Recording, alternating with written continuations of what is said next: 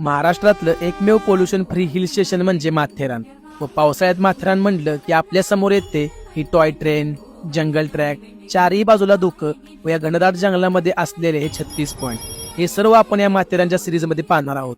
तर नमस्कार मित्रांनो, हे ठिकाण मुंबईपासून 85 किलोमीटर व पुणेपासून 116 किलोमीटर इतका असून सर्वात आधी तुम्हाला जवळच्या स्टेशनवरून खोपोलीची ट्रेन पकडून नेरळ स्टेशनला उतरायचं आहे. स्टेशनच्या बाहेरून तुम्हाला शेअरिंग टॅक्सी पर पर्सन 100 रुपयाने माथेरान हिल स्टेशन साठी मिळून जाईल. इथून जाताना सुंदर रोड, वॉटरफॉल्स हे व्ह्यू एन्जॉय करत आपण पोहोचतो माथेरानच्या एंट्री गेट पाशी. इथे पर पर्सन 50 रुपये एंट्री तिकीट घेऊन 5 मिनिटांमध्ये आपण पोहोचतो अमन लॉज या ठिकाणी. इथून पुढे तुम्ही मजा मस्ती करत चालतही जाऊ शकता किंवा टॉय ट्रेनने व्ह्यू बघतही जाऊ शकता. टॉय ट्रेनचं तिकीट आहे पर पर्सन 50 रुपये. आम्ही चॉईस करतो चालत जायचं. जाताना हे धुकं, घनदाट जंगल व हे पॉइंट बघत आम्ही पोहोचतो माथेरान हिल स्टेशन जवळ. सर्वात आधी ते आम्ही रूम बघितली जी होती पर डे 1200 रुपये.